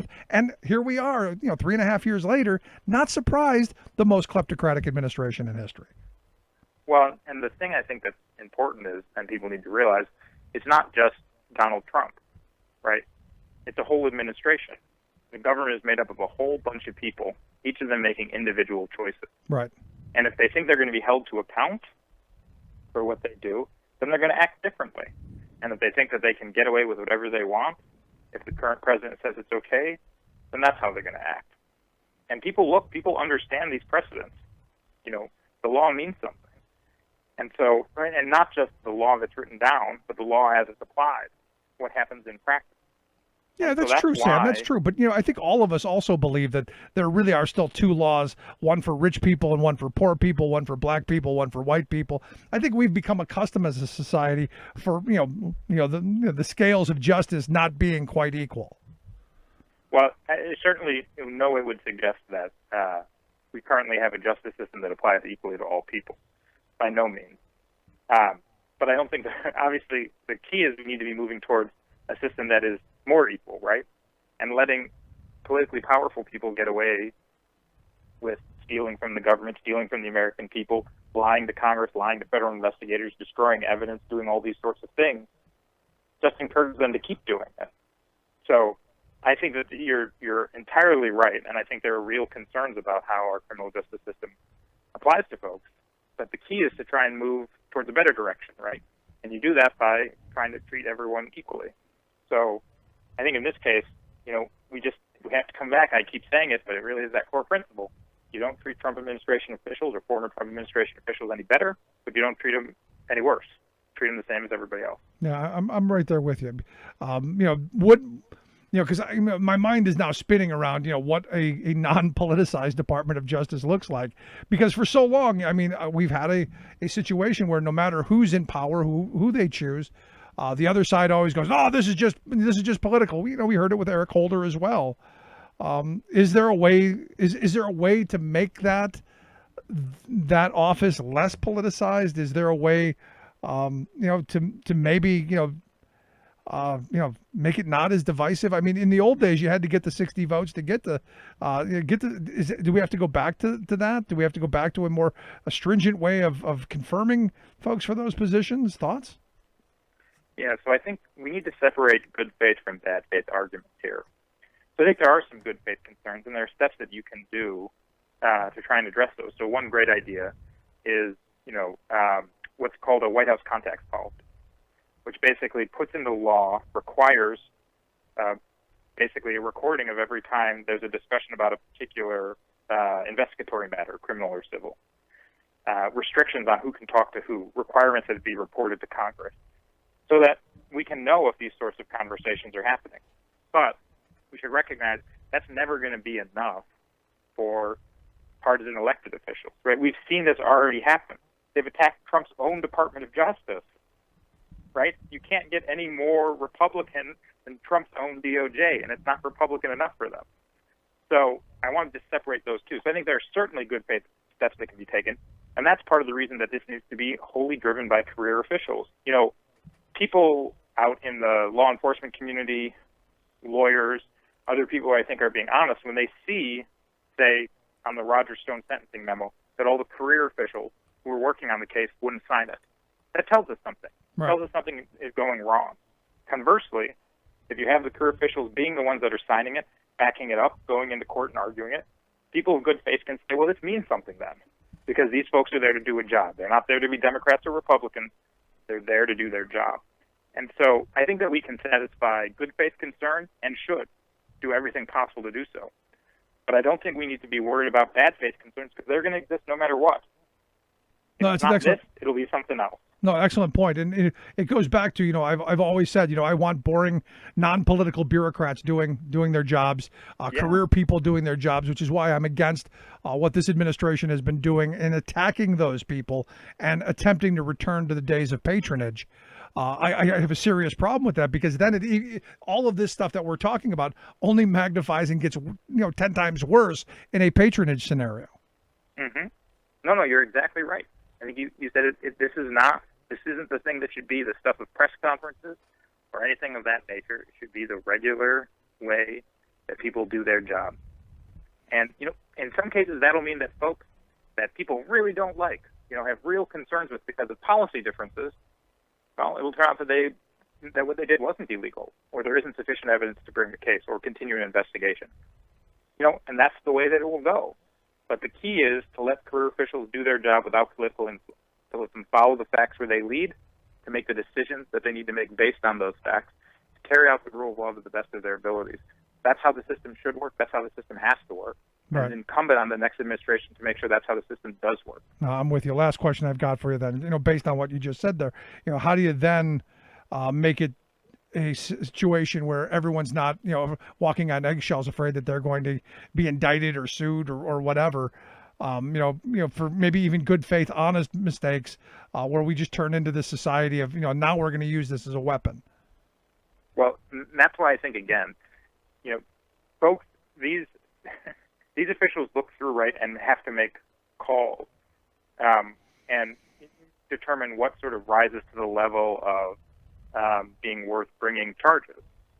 And so, when, say, George Papadopoulos lies to the FBI about communications he had with a Russian-linked professor who told him that Russia had the emails and they were going to release them, that's important. But there may be other things that folks do that are technical violations that aren't. And these are the kind of calls that career officials have to make, career law enforcement have to make all the time. And so, I think ultimately we have to trust in folks. We have to trust in folks to do their job. Basically, if we can't trust the Department of Justice to investigate folks, then what are we left with? Right. And I mean, that's really the risk when you have a politicized DOJ like Barr's created. And I think this gets to another important point, which is it's the political actors in the DOJ that are causing the problem. The career officials are actually standing up and saying no, both former and current. We have people dropping of cases. We have people resigning. We have people speaking out. We have 1,000 former DOJ prosecutors calling on Barr to resign. So they know what's right and wrong. They know how to stand up for the rule of law. And so I think that we should make sure in the next administration they're given a chance to do their job. There you go. Good stuff. Sam, I appreciate the time as always. I hope folks will take a look at your most recent piece that you've got out, how a future president can hold the Trump administration accountable. We'll get links out on social media. As always, good stuff. Thanks so much. Thanks so much. Sam Berger, Vice President of Democracy and Government Reform.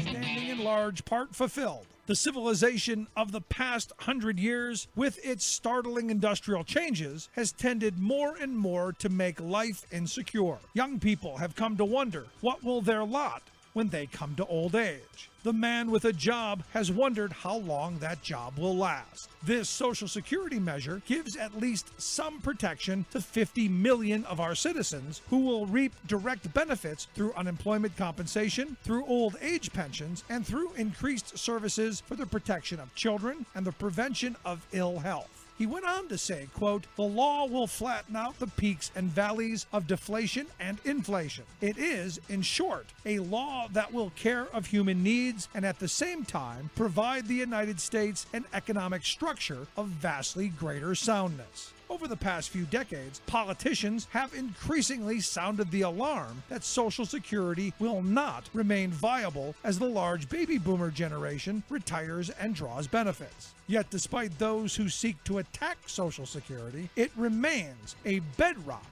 of the social safety net for millions of Americans. For more information, go to laborhistoryin2.com, like us on Facebook, follow us on Twitter at laborhistoryin2. Sanity.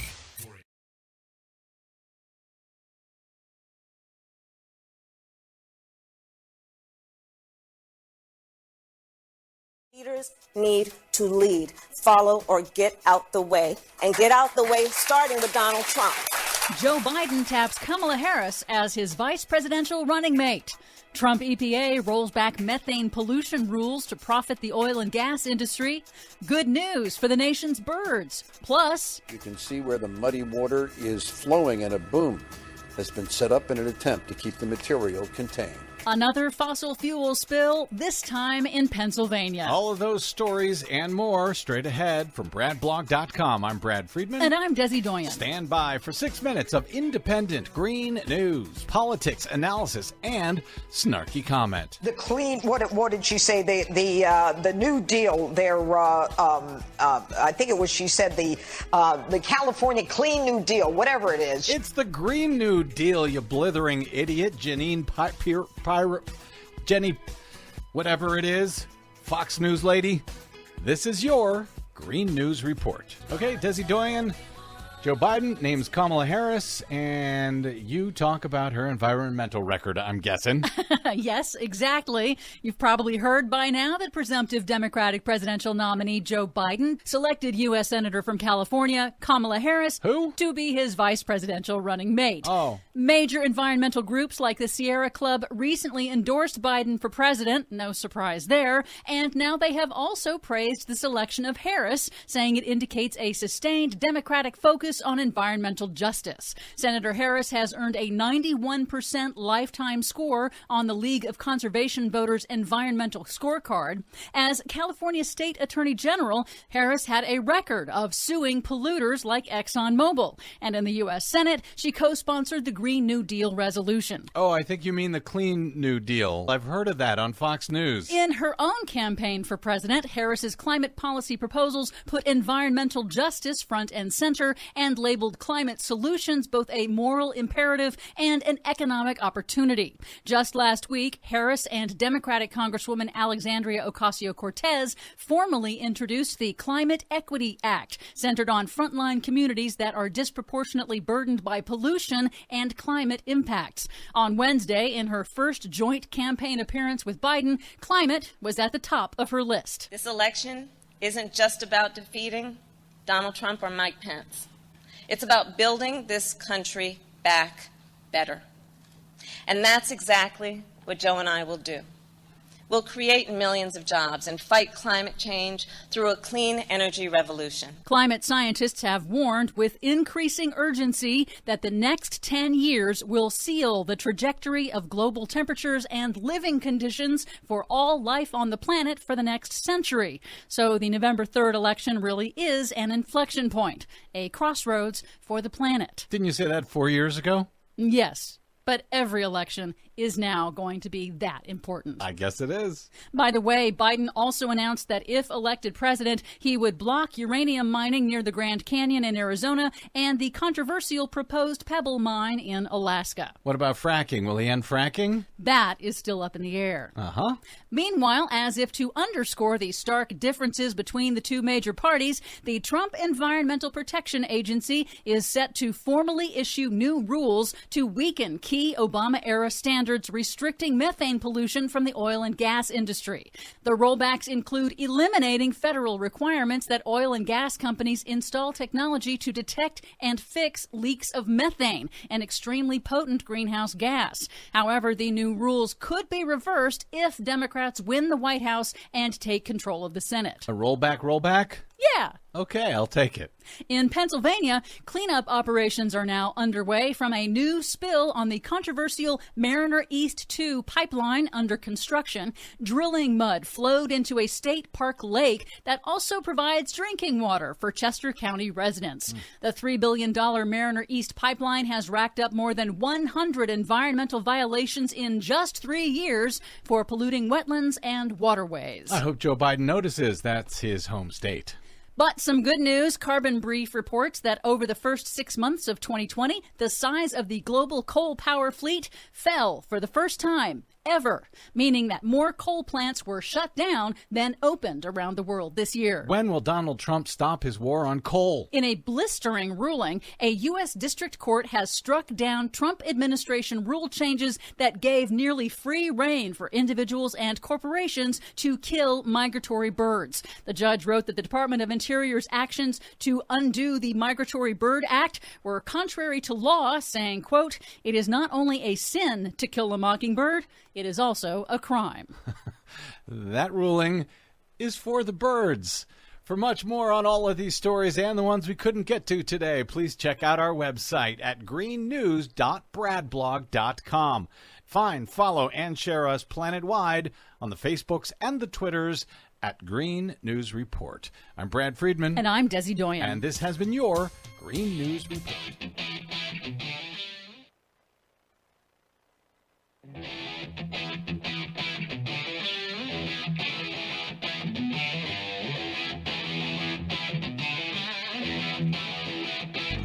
Welcome back to the Rick Smith Show. Now, here is Rick Smith. So the gut nuts filling up my email box today. I woke up today to like 10 different emails from groups saying, Kamala Harris is coming for your guns. Send us $5. We've got matching money. Please send us money. And I look at this and I'm going, I know Kamala Harris is now going to be the most liberal, the most insane. She's now a gun grabber, evidently. Every one of those, she's a lefty. She drinks lattes and drives a Volvo. You just see. Just kind of crazy, especially when you talk about the fact that Wall Street and Silicon Valley are really tickled over Harris. Very, very weird times. Anyway, here to share some thoughts on the top stories of the day, our good friend, former Congressman and political analyst, Bob Ney. Bob, thanks for taking time for us. Oh, thank you, Rick. Here's my inbox. Ready? Hit it. Kamala Harris is the meanest, most horrible, most disrespectful, most liberal of anyone ever in the history of the U.S. Senate, and I can't believe that Joe Biden would pick her as his running mate. Everything's on the line, Robert. Join Trump team. That was in my inbox. I passed it on to Ellen Ratner. I thought she'd get a kick out of it. That's hysterical. I mean, The meanest ever. and nasty. I'm surprised they didn't go nasty and phony. No, just mean and horrible. Mean and horrible. Horrible, yes. And look, you knew going in that was going to be the attack line. Because I've always said, look, I would have picked her simply for the debate because she's a pit bull. I mean, I think she's someone who's very aggressive, and I think that's a good thing. Well, plus, she can't be defined. That's why you're hearing horrible, nasty, mean. She is hard to define because she has some of her, prosecutorial background as quote, a moderate, and then she has progressive, history in the Senate. So she's hard to define for them. Yeah. And so she's mean and nasty and horrible. Yeah. So although she looked really, pretty friendly at the Wednesday press. No, she looked good. They did a really good job there. Very poised and very calm. Yeah. No, she was fantastic. But you got the choice of her or this guy. We're not going to let Joe Biden and Kamala Harris cut America's meat. I just can't. I gotta play that clip often. Evidently, he was talking to some farmers in Iowa, and he believes that Kamala Harris has guidelines to change America's diet, and that means cutting meat. And no one's cutting. He's got red meat for us. Nobody's cutting our meat. Well, just combine her, I guess, with take away your soda, former mayor of New York, and it's all over with. Yeah, and Bloomberg. Oh, good point. Yeah, I forgot about that. No more jumbo size sodas. That is true. He did try to stop the jumbo size. That is true. Yeah, he took it down to the and no more unlimited either. You had to buy individual cans and the whole 9 yards. Yeah, I forgot all about that. And then throw Michelle Obama in there. And I created a spoof site that still exists, and that people still look at it, and it says, "I want your soda." And it was when he ran the previous time to this, and I created a site that if he got elected, I'm no Bloomberg fan, that he would take your soda. So there's a Facebook site called I Want Your Soda, and that's me. I did that.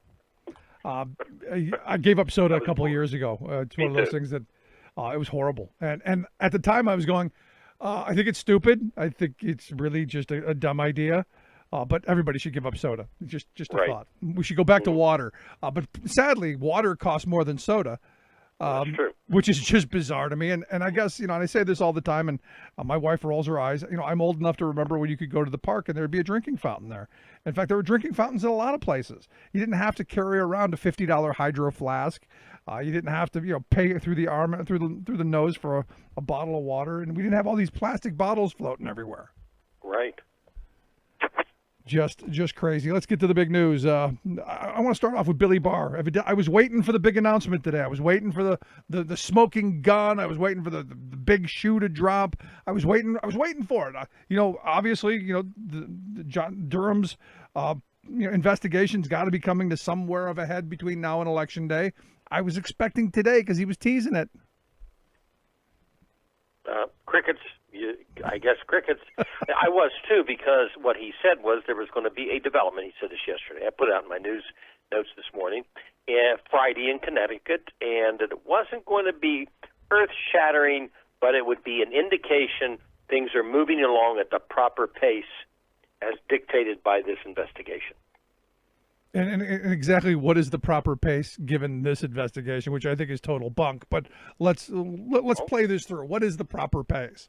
Before election, October sometime? Right. I think that we're going to see something, I don't know what, or an indictment or an announcement or a something or a referral to a grand jury, whatever we're going to see on this Durham investigation. We're going to see it before the election. Now, there is a rule. You don't interfere in an election, which Comey violated with Hillary Clinton, of the laptop with Anthony Weiner right before the election. I think it was, 10 days, 2 weeks before. That is interference. That is something that could have waited, and it didn't. And I claimed it then, and I'll claim it now. Comey interfered with the election and violated the rules of the Justice Department. I agree. Now, Barr, obviously, if something can come out, this Durham report, they're actually making a move towards a, quote, grand jury or whatever, then they'll try to get that headline out there that, this was just horrible what was done to the president, and there's things out there, and you better put him back in to stop this kind of thing in the future. Yeah, so I think that they won't pay attention to the rule interfering in an election whatsoever. No, I think they're gonna completely blow it up. But I'm fully expecting sometime beginning to mid-October there to be a couple of indictments so that they can go, see, look what they did, and then them going nowhere. Nowhere. But they got to have that splash headline. Especially probably on one of those days when Biden's doing really well. Mm-hmm, mm-hmm. Well, I don't think it's going to have legs, whatever it's going to be. Look, the whole issue of the Russian thing, whether it's aimed at the last administration, aimed at Donald Trump, whatever, it has, as of right now, with everything else going on in this country, has right now run its course.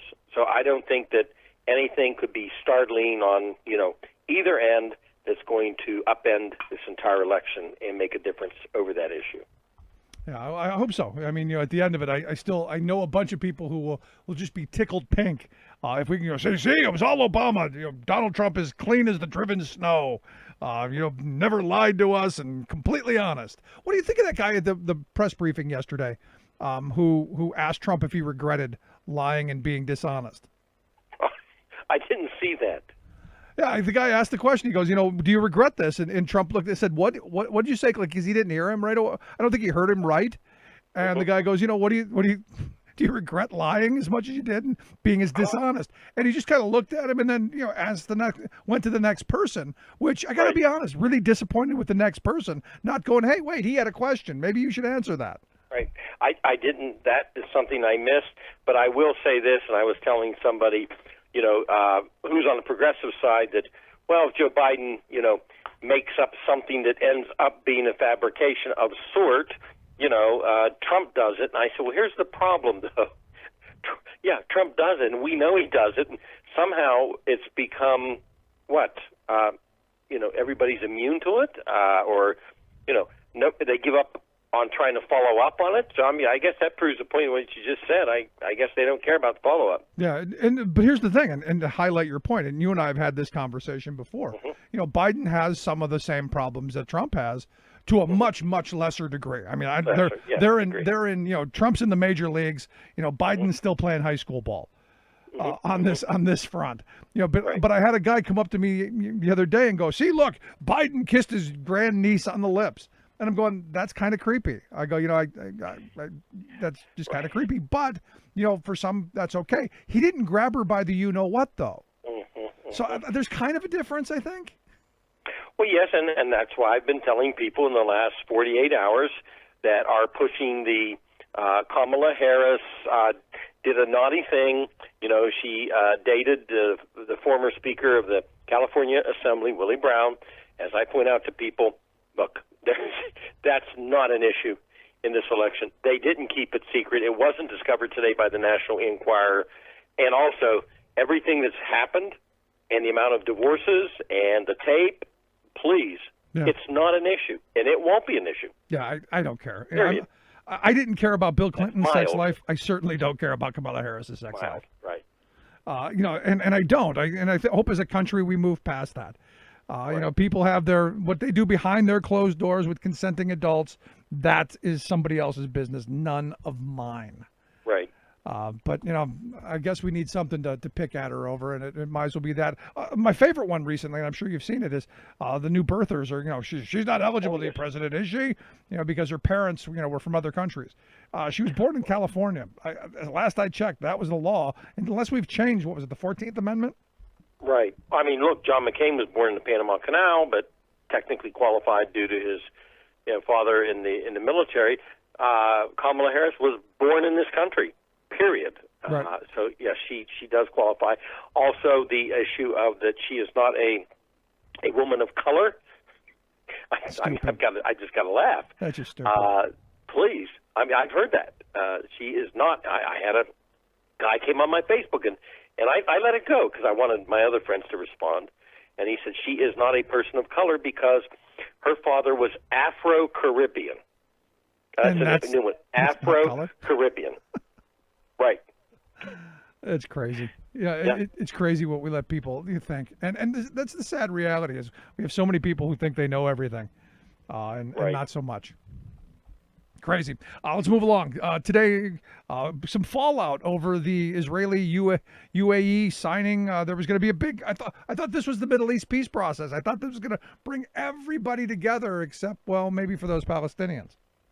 Well, there's going to be a signing, and of course, I had some friends say, well, because they always call me on these issues. I used to live in Saudi Arabia and Iran, as you know, years ago, and in Congress I was involved in Mideast issues, and they also Saudi Arabia's normalizing relations. I said the UAE is not Saudi Arabia.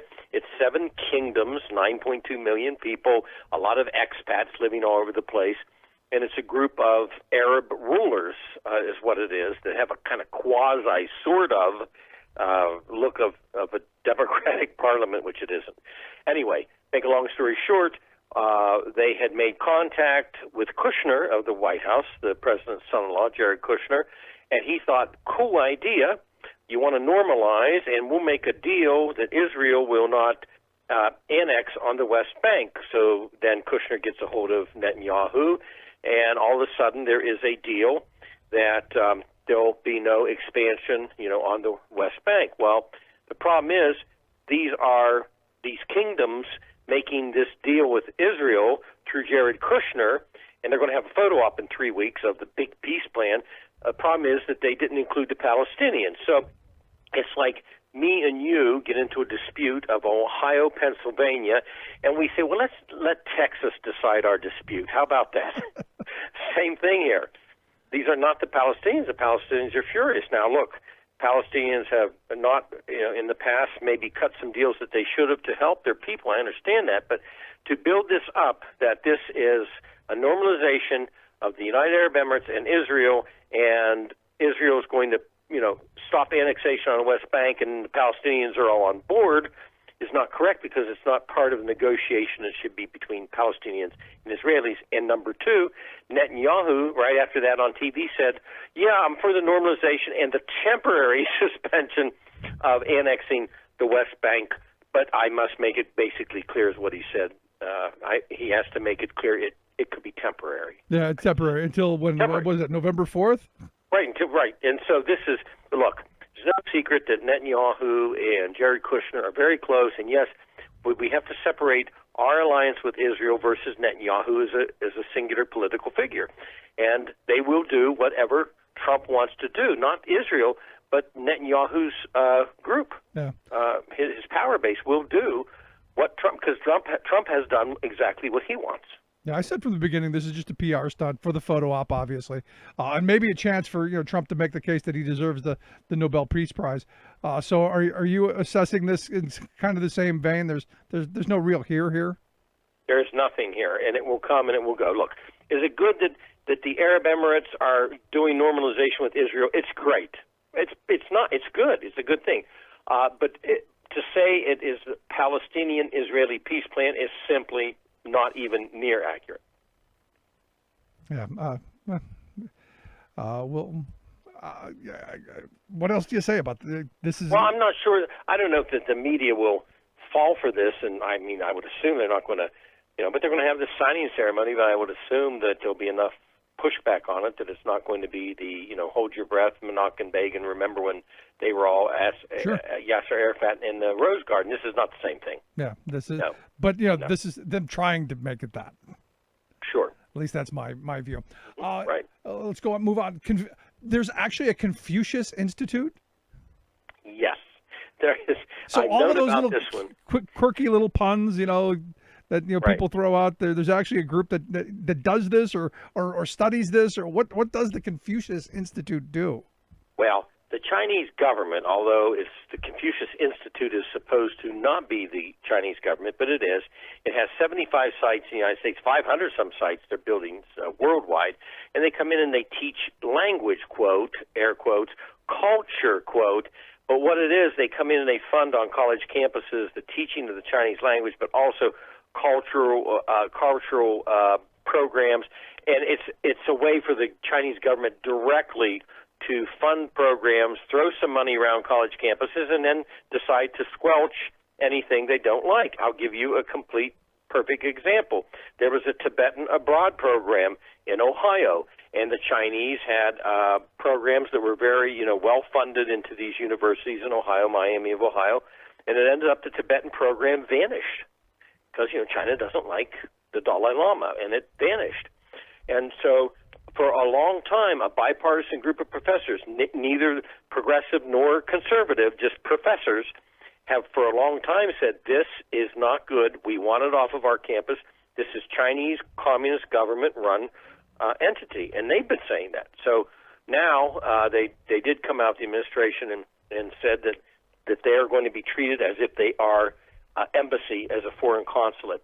It's not going to be just some private entity from China on a campus. So I thought it was pretty good. No, about damn time. I've been saying this for a very long time that, it's amazing how the Chinese have set up these little groups and funded with small amounts of money, the takeover of a lot of our things. In fact, there was a story not too long ago about the NIH, where, they had, funded a bunch of the research that, we're funding too, and that they're getting access to for, pennies on the dollar for what, our grants are sending out. And it just go, they're playing this game smarter, and they've gotten away with it for way too long.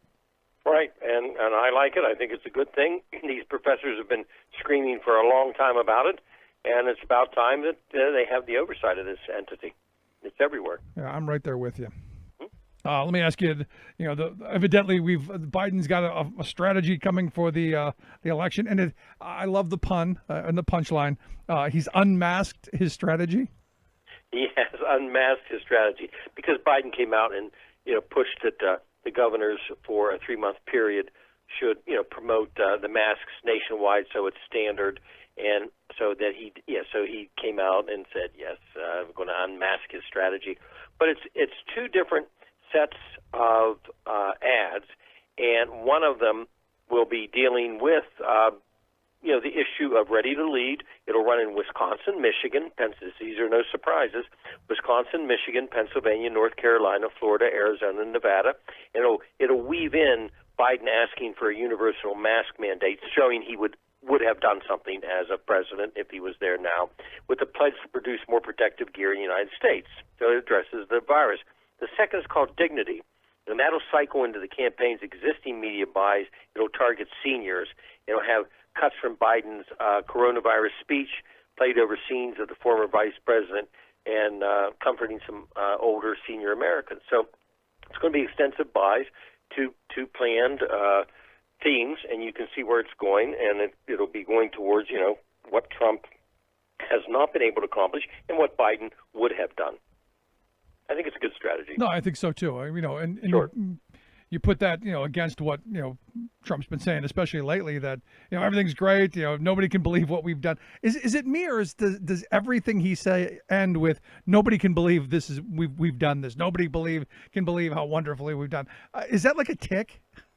Yes. I mean, look, we I think collectively in America have become, numb to the best speech, the best this, the best pen that's ever been held to sign a bill, the best Air Force One that he rides on. I mean, everything is the best, and everybody recognizes that and has told him it's the best. I mean, it's part of it's a mantra, of every single statement made. Yeah, it's a mantra. But it's like his tell. Whenever he's lying, it's this is the best ever. Best ever. Best ever. Exactly. No one can believe it. And finally, Obama came out today and said, or at least the headline I read was, the Trump people are they're kneecapping the Postal Service. All of the stories that we're seeing, with delays in delivery, all of the fact that, McConnell and the Republicans in the Senate aren't going to allow any money to go through to the Postal Service. And Donald Trump himself, said, yesterday with Maria Bartiromo, I think that's her name, that, Democrats just aren't going to get it. And the post office needs it. And the only way that we can do mail-in ballot is if the post office gets it. And they're not getting it. This sounds deliberate to me. It sounds like he did kneecap the Postal Service. Well, yes, the Postal Service Board of Governors called for $25 billion. Now, in this day and age of trillions, let's face it, $25 billion is, chump change. And I know we got a someday balanced budget, et cetera, but $25 billion is seriously, in the scheme of everything, and we're talking about trillions, it is a small amount of money to have the beleaguered, in trouble Postal Service to at least be able to stand on its feet for a few months, especially during what we're going to have because of the virus. So on one hand, the president says this is going to be fraud, the mail-in ballots, but on the other hand, then they're not supporting the $25 billion to make sure that the Postal Service can get, the ballots there in time. And I'm noticing personally, I deal with the Postal Service a lot in house flipping, and the money lenders send things still to the Postal Service, and I'm noticing it is slowing, period. And I've talked actually last Saturday to a couple postal people where they said it is slowing. So we know that. Now, I'd like to throw a question out here to you, Rick.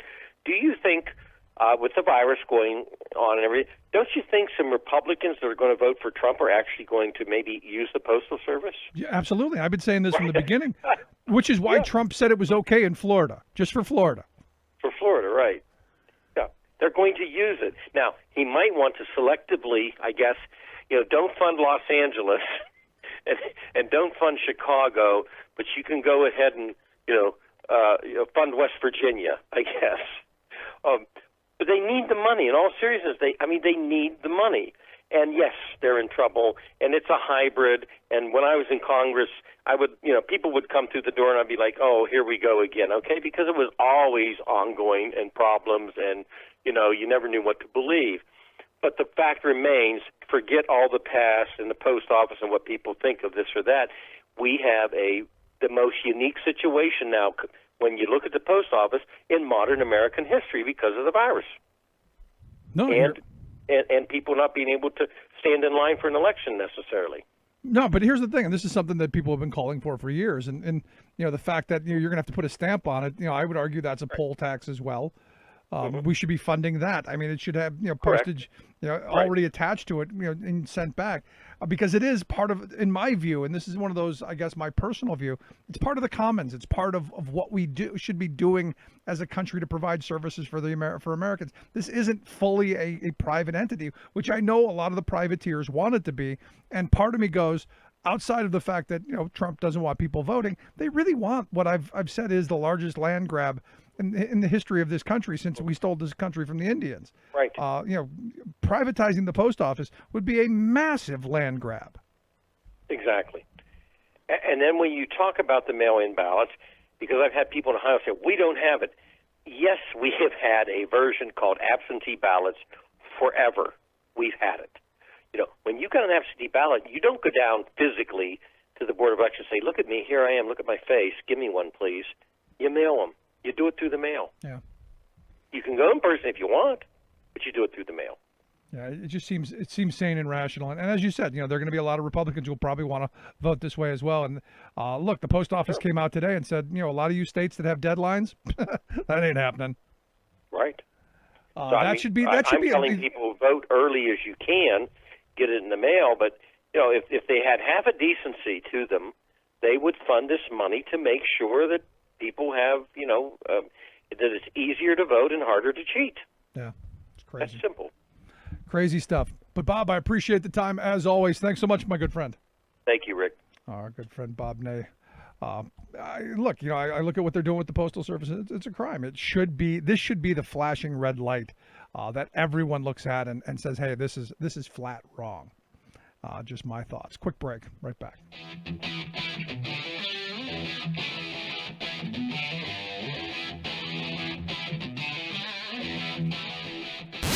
Saving work in America, one show at a time. The Rick Smith Show.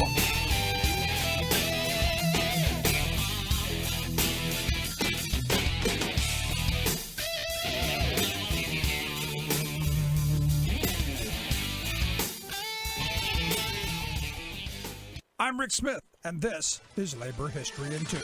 On this day in labor history, the year was 1936. That was the day that President Franklin Delano Roosevelt signed the Social Security Act into law. The act was a key piece of the president's New Deal, a series of federal programs responding to the ravages of the Great Depression. Social Security would provide an income for retirees and the disabled to ensure that they did not slide into complete destitution. On signing the bill, President Roosevelt, known for delivering memorable speeches, addressed the press. He said, quote, "Today, the hope of many years standing in large part fulfilled. The civilization of the past 100 years, with its startling industrial changes, has tended more and more to make life insecure. Young people have come to wonder, what will their lot when they come to old age? The man with a job has wondered how long that job will last. This Social Security measure gives at least some protection to 50 million of our citizens who will reap direct benefits through unemployment compensation, through old age pensions, and through increased services for the protection of children and the prevention of ill health." He went on to say, quote, "The law will flatten out the peaks and valleys of deflation and inflation. It is, in short, a law that will care of human needs and at the same time provide the United States an economic structure of vastly greater soundness." Over the past few decades, politicians have increasingly sounded the alarm that Social Security will not remain viable as the large baby boomer generation retires and draws benefits. Yet despite those who seek to attack Social Security, it remains a bedrock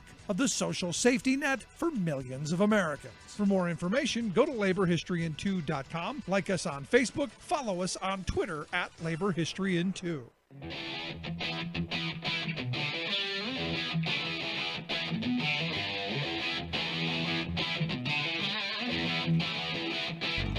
Welcome back to the Rick Smith Show. Now, here is Rick Smith.